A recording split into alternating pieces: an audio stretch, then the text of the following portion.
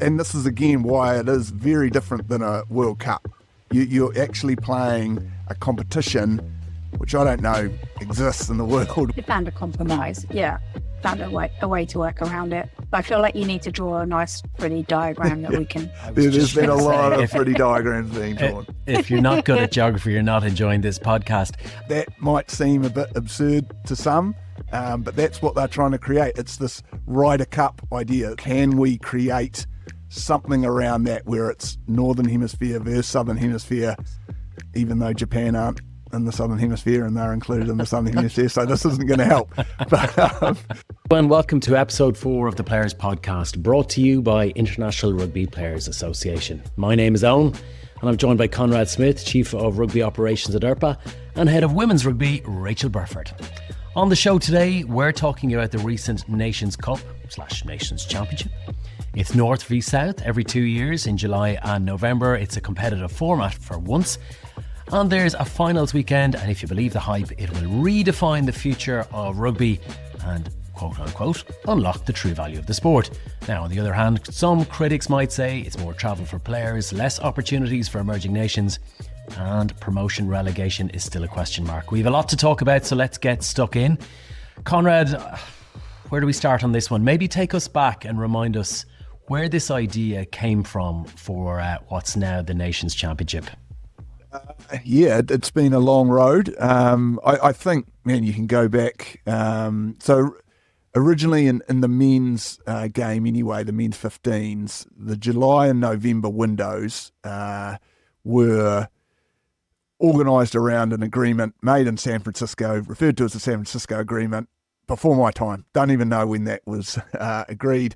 We're talking 15 years ago. And that effectively said, you know, the windows under Reg 9 where players would be released from club to play international matches, there was a loose agreement as to who you would have to play. So there was an allowance for the stronger unions to play each other, the Englands and New Zealands to play at Twickenham to generate good revenue, but there was also a commitment to provide games for whoever was the highest ranked of the what was called then the second tier unions. And so it was very much left to unions to then organise. There was, as I say, in the San Francisco Agreement, there was some loose sort of parameters or recommendations as to who would play who, but largely unions would organise it themselves. And so on an ad hoc basis, almost year by year, you would find these windows filled with matches, and you were left with anomalies where, like Ardie Savea, take an example, he's just played his 100th test match. He's only played Scotland once, or he played them for the second time just 2 weeks ago. And then I'm sure he's played, dozens against Australia, dozens against South Africa, dozens even against Wales, because that's the way the All Blacks might have organised their season. And equally, you had other unions that were craving opposition more than what they currently had. So that was, I think, agreed around the world that this San Francisco Agreement, while it was good at the time, was no longer suiting the needs of rugby. And we were trying to explore, can we do better? Can we organise our July-November windows to still achieve that, provide the big ticket games for unions, equally provide opportunities for developing unions, but have a little bit more structure rather than the year by year, which is how we've been operating, give a little bit more certainty. And, there's since then, there's been a number of suggestions, ideas. I think the most public was, when a private equity group became involved and suggested, I think they even used the Nations Cup as it was then, and that was going to be it's loosely what we are now seeing announced, and this was 5 years ago, probably more, where you'd have 6. And the players came out against that, of course, at the time, which is worth mentioning. Yeah, and the idea that came up, although it's similar, there was some crucial differences. So at that time, it was going to be the 6 nations, European, and then 6 from the South, similar to what we have now, but the travel was simply going around the world And so there was no consideration around neutral venues. So England could be playing South Africa, Argentina, and New Zealand in July, and would travel between those games. And so that was what was close to agreed, and that, particularly the players picked up on and spoke out against. And equally, that competition was a standalone. There was just those 12 teams, and the real concern from players was, what would that mean for the Georgias, the Samoas that weren't included in that original competition? The gap was just going to continue to grow. If you just had a ring-fenced top 12 competition, then that's not suiting the needs of rugby. So that's why that one sort of got pushed back. And ever since then, they sort of took what was good out of that proposal and said, okay, how can we make this better? And that's sort of been the road of the last few years.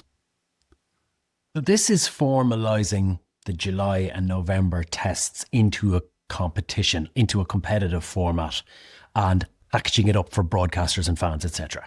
Is that fair to say? Yep, and it's every 2 years. So it's not going to be every year. I know, like, there was an immediate concern back then, and there remains, that does this detract or diminish the value of a World Cup? Because some people say, oh, well, you're having a World Cup every year. Because firstly, it's every 2 years, and it's not a World Cup. It's nothing. Your teams are touring, so they're playing in home nations, and equally, it's a little bit contrived in terms of its hemispheres playing opposing hemispheres. You're not playing each other as you do within pools of a World Cup and such. So it is different, but it very much, as you said at the start, it just gives some structure every second year to those matches in July and November, and hopefully provides a bit more interest to fans. There is something riding on those games, which at the moment, they're still test matches, and players will always say that they mean a lot, but to the fans, we know they love competition. They know they love seeing, what's riding on this game, and what does it mean at the end, and how that's going to play out. So it definitely ticks those boxes. So, Rachel, I suppose that's the big question then. Will this work for broadcasters and fans, or will they just see this as, well, these tests were happening anyway? What's your feeling on this?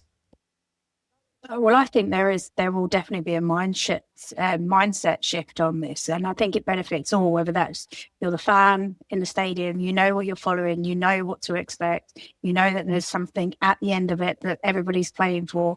I think from a union's perspective as well, and it's very similar in the women's games, it gives that clarity, that certainty of what's coming ahead, so you can plan and prepare. And players also on that side of things, they know what's in their yearly calendar. They're not kind of waiting for those fixtures to be arranged. And in some cases, they're organised really early, but in others, they're not. So I think it can really benefit everybody.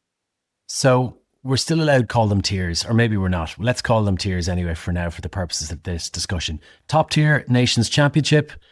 Second division, Nations Cup. Is this a good opportunity and a good pathway for those tier 2 nations to progress and to get good game time? Or does this make it more difficult for them?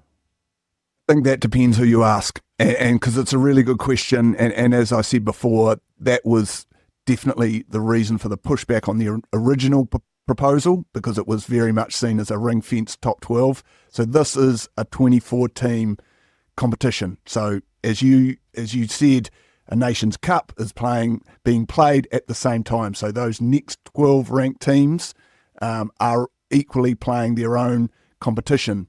And the idea and the agreement that was in 2023, they would start with promotion relegation between the championship and the cup in 2030. So, I mean, I'm sure those teams in the Nations Cup would want promotion relegation immediately.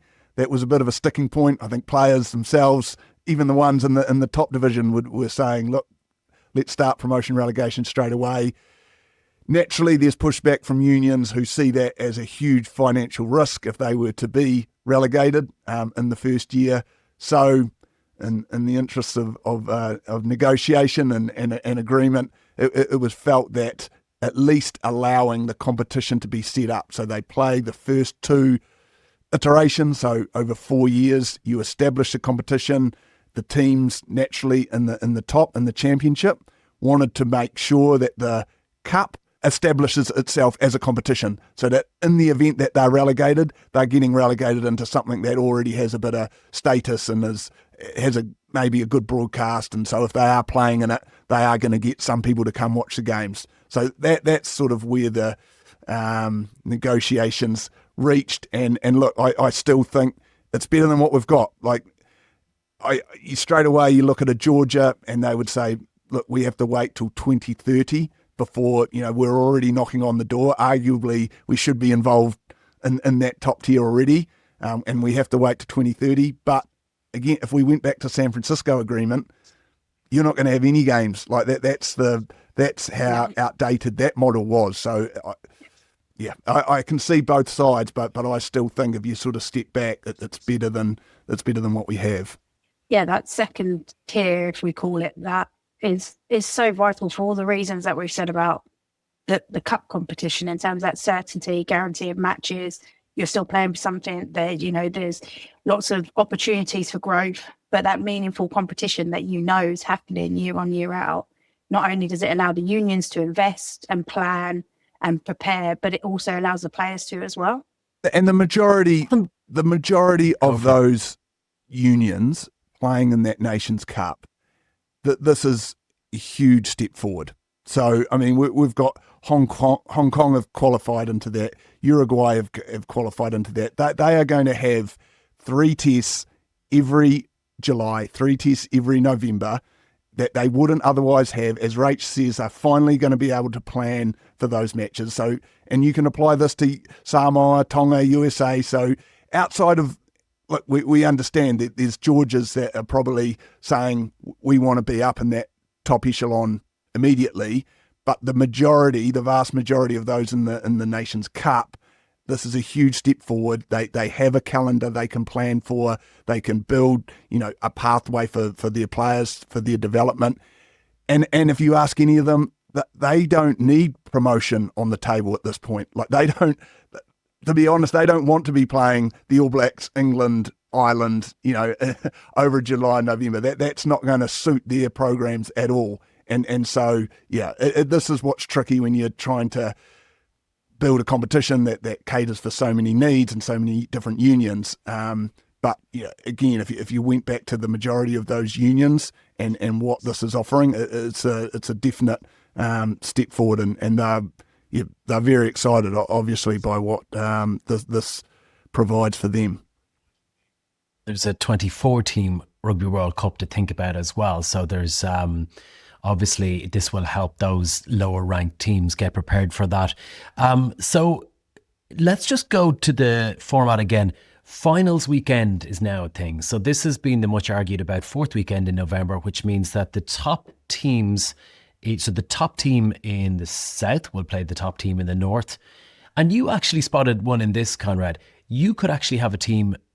So Ireland and England could win all their games in July and November, but South Africa and New Zealand could lose a game, but still end up in the final. That's right. So, and this is again why it is very different than a World Cup. You're actually playing a competition, which I don't know exists in the world, where you're having you have 2 pools, and they're just playing across the pool, but then you only pick one from the top of each pool. And as you say, you could quite easily have quite an anomaly where, so let's take the example you give, England and Ireland, and even another one like Scotland. They could travel down south, win all their games, come back home, win all their games, but it's only the top of those 3 teams that qualify for the final. And they will then play a team who naturally, if that had happened, they've obviously lost 2-3 games, but they will still qualify for the final. So it's not going to be a true representation of the best 2 teams in the world. And that's probably a good thing. It's not a World Cup. It's a different competition. I was going to ask a question on that. So how does that work out then? Like, if we've won all of our games, how do we, like England, for example, shouldn't say we, but England, for example, win all their games, what stops them finishing at the top? Because island, because you're only competing in your side of the pool. So it's the Six Nations teams finding the best team from the Six Nations over July and November. And that's and that could be another anomaly. It doesn't take into account the Six Nations. So let's take Wales may Six have won Nations tournament. the Six Nations tournament. Wales may have won the Six Nations that year. Yet they go and travel in July and don't win any games. Using the other and using this example of England, Ireland, and Scotland do win all theirs in July, do win them all in November. It has to be only one. Only one can qualify into the final. So it will obviously come down to bonus points or points differential. I don't actually know how they're going to figure that out. But yeah, I just think there could be some anomalous results, but again, it's a different competition, and I don't think that's a bad thing. That might change some of the mindset of how teams play. Points, bonus points. Yeah. Not going for just the 3, but going to the corner for the bonus try type thing. I think that's what they want, especially going down. So even the last weekend, you could imagine before the final, there'll be 5, 6 permutations, like if New Zealand win, but they'll have to win by so many points and they'll need South Africa to lose. And you can imagine one game's in London and one's across the road in Cardiff, and you're following both. And I mean, it's similar to, I know it's Six Nations, good competitions. If there's good jeopardy, it could add, real excitement to it all. It might almost feel like the finals on the last weekend. Yeah. And like you said, in the Six Nations, there's like Super Saturday because everyone's kind of at a point they know what they need to get done. Yeah. The other Super Saturday has been very successful over the last few years when you have 3 big games on. What I'm wondering, though, is when you have 6 games on over 3 days, so Friday, Saturday, Sunday in Twickenham at the end of November next year, you'll have 6v6, 5v5, all the way up. Is there a real interest in the bottom tier games? I mean, and you got to get crowds to these matches as well, as the other thing. And the way it's being promoted is it's hemisphere battle. So they want some sort of prize for the winning hemisphere. So that they want, if it's, who haven't I talked about? Scotland, no. Who am I? France. France have ended up at the bottom of the Six Nations, and they're playing Fiji. They still expect there to be interest because both of those teams are playing for points for their hemisphere in the final weekend.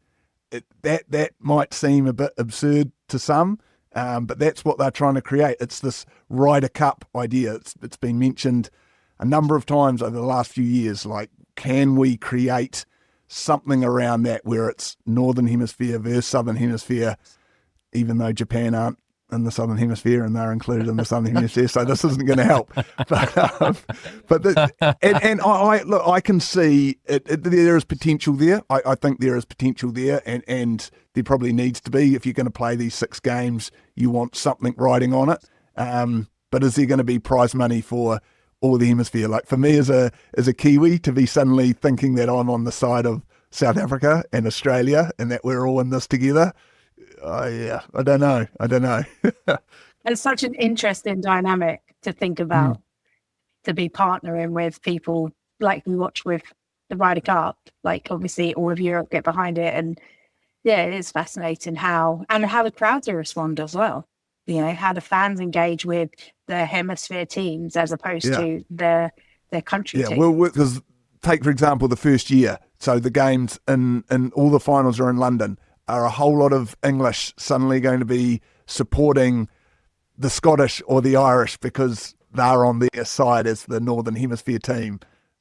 I don't know. It remains to be seen. It's it could work. It could work. Is there any discussion around there's like an overall champion of that first Southern Hemisphere, Northern Hemisphere, and then like an overall as well for like points or accumulated? And that's, so then do you ask, like, what are we playing for? Like, is there some sort of, I said prize money, but can we be a bit more creative? Is there something around rankings or world point rankings? If your hemisphere wins that year, what do you get? Because then obviously that's all going to help create this competitiveness between the two. But what that is, I haven't heard, and but it needs to be probably thought about. Unless there's some deep-rooted challenges in each hemisphere and end up going the opposite way on world rankings. Yeah, exactly. Imagine sabotage. I'm getting the feeling that, especially with this Ryder Cup thing, it's, the jury is still very much out. Yeah. I think we'll have to wait and see how this plays out and how fans react and how broadcasters and commercial partners react, because I think that's, a lot of that is still to be decided. From a player welfare point of view, how did this land? Because back in 2019, when this was first proposed, and you mentioned it earlier, Conrad, the travel was a massive thing, and there wasn't much money coming back to players for the extra work. Where are we now on that front, and how was that resolved, if it was at all? Yeah, I think we've had to be creative. I think so. When people see the draw, the schedule, it's the use of neutral territories was something that immediately came to the fore. So the expectation, like you're talking about one pool which is in Europe, and that's easy. So the Novembers, there's limited travel. You're talking 1 hour max, maybe an hour and a half flight between all of the unions in that area, and then compare that to the so-called Southern Hemisphere, which includes Japan, and you're immediately talking 12-hour flights. So that was when the idea was given that the lowest qualifying teams in that division would be required to play in neutral venues, the neutral venues being the same as either Argentina or South Africa. So that would obviously, so you have New Zealand and Australia close to each other, so that was seen as logical. You could group them in a July, but with South Africa and Argentina being the two teams qualified, Fiji or Japan as the lowest qualified teams would have to play their matches in either of South Africa, Argentina, or, to further complicate things, back up in Europe, because obviously that's where the team is travelling from, and so that could also mitigate the travel burden. So it takes a bit of time to work through, but straight away. So it's easier to look at examples. England. So in a given year, they have to play Argentina, South Africa, and Japan, for example. If they were to travel to those three venues, that's far beyond any travel, player welfare recommendation. But if they were to play Japan in London before they travelled, or travel to Argentina, play Argentina, then play Japan also in Argentina, then go to South Africa and home, that's the equivalent of what I know we've done in the Rugby Championship for a number of years. It's probably at the limit of player welfare, but it's achievable. And those were the guidelines that were useful, that we set out quite early in this process, that 2 long-haul flights over a 3-week window is the limit. So we didn't want to exceed that. And so this is where we've got to. And a further development is that equally the other side, if it has New Zealand and Australia, that's fine. But if you were to group Japan in that pool, as has happened, then to fly from Australia up to Japan and then back to New Zealand, again, that's too much. So Japan have agreed to play their home game in that middle weekend down in Australia.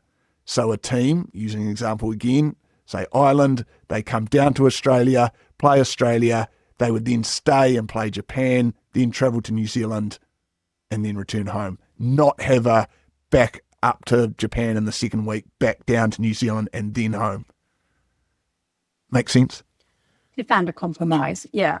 Found a way to work around it. But I feel like you need to draw a nice, pretty diagram that we can. There's been a lot of pretty diagrams being drawn. If you're not good at geography, you're not enjoying this podcast. I suppose one of the questions I have, though, is that if you are Japan or Fiji, you're now missing out on revenue from thousands of people going to watch your team. has that been accounted for? And these, remember, are nations that could do with that money coming in every July. Absolutely. And look, so they are the ones that decide where the game's played. Of course, it's not as good as having it at your home ground. For even outside of financially, for development of the game, you want those games being played in Fiji, in Japan. But it was recognised it's just not possible. If we're going to be staunch on that, we can't have a competition. So again, compromise. They'll still they organise the game. They're allowed to keep the gate, so they'll hopefully financially they'll still be better off. In the case of Fiji, they actually make more money with a game played even in the Northern Hemisphere than they do in the game in Suva. And that's the reality of stadiums and what can be provided. But and then outside of that, it's still for the two bottom-ranked teams. So that's not to say if Fiji achieve a good result and are ranked first, second, it could be New Zealand having to play their games in neutral territories. I don't think it's something. So there is a pathway there. I don't see that happening, but yeah. There's a pathway there. And again, to come back to the point, you asked the Fijis and Japans, they've been subject to the San Francisco Agreement for the last 10, 15 years. This opportunity, even with neutral territories, is 10 times better than what they've had to live with for the last 10 years. Where they're one of those unions year by year, they're scrounging, trying to get a test match against an England at Twickenham or have someone come visit them. Like, it doesn't even happen at the moment. So this is a huge improvement for them. Of course, it could be better. There is a pathway for it to be better even for them. So I think that's the best way of looking at it. Rachael, one of the things this brings up is that, the men's calendar was kind of a jigsaw that's been put together not very carefully over the last 20, 30 years even. Is this another example of where the women's should try and get it right from the outset as it continues to professionalise? And I'm thinking about WXV in particular. Yeah, I think there's definitely been a conscious effort to consider the women's game and not get into a position where there's an agreement made that's not been completely thought about or considered what the future might look like. And so I think the women's game started it right. So originally, like, the WXV was all centralised. And then very rapidly, as we're seeing the women's game move very quickly, grow very quickly, we needed to be agile and change that model again because it's not suiting the nations anymore. They want to have that home content that we talked about. You want to be able to build revenue, build fans, commercial opportunities. And that's why the model now is moving to that home and away touring model for the first, from the unions from 1 to 12. And then there's still a centralised model for those unions 13 to 18 because they're not quite mature enough yet. So instead of chucking everybody in the same basket, it's about what's working, what will work the best for the unions where they are within their development. And it was really important to have a roadmap, particularly in the women's game, to the next Rugby World Cup. We talked earlier as well about this provides unions year-on-year investment and planning consideration as opposed to Rugby World Cup qualifiers coming up, right? We better invest some money in this, get our programs together, pull our players in. And, that's not a good place for anybody to be in. So by having the WXV where there's clear pathway from now until the next Rugby World Cup, we've obviously got Lions in the middle of that, which will allow the opportunity for crossover games as well for unions who are in that WXV3 centralised model as well, which we've talked about how that is really important as well to allow unions to have competitive test matches against higher ranking teams. And hopefully, the ultimate goal is making Rugby World Cups as competitive as possible. And so it's definitely a conscious thing about how we want to shape the future. That doesn't mean, though, that this is it forever. So there's definitely an idea to reassess where we are in 2027. Is the model right? Do we need to adjust? Do we need to be agile? Do we need to change things? Conrad's points around teams may change their rankings and that still might not be suited for that union to be part of the touring model. So we need to be really aware of where the game is moving and adapt to that as we go. I think because, like you say, Rach, like this has to be suited. And because we've talked before about the women's game and we've said, we don't want to make the same mistakes in the men's game. We also don't want to follow what the men's game is doing. And I think this is a good example of that. Like the Nations Championship, the Nations Cup, this is a men's 15s solution to all of those things we're talking about, providing opportunities for big clashes of teams to generate revenue, but also opportunities for the tier 2 or emerging nations. That's sort of seen as the answer in the men's game, but the women's have seen it quite differently and quite rightly. Like you couldn't do a 24 team competition in the women's game right now. It wouldn't work. And so that's why this is suited to the men's game. There's something else for the women's game, the WXV, everything like you see, being agile, changing, realising how you create a calendar that best suits all these competing interests and competing needs. That's what the game has to do, and it's difficult. It's not easy to get right all the time. But as long as we are, I think you've got to be pretty bold and try things, and then as you keep saying, you've got to be able to reassess it, and hopefully that's these sort of steps and these competitions are rugby's attempt at doing that. Conrad, obviously, just to finish off on this, one of the big talking points during all these discussions was the 4th week in November, which is now set in stone as part of this competition.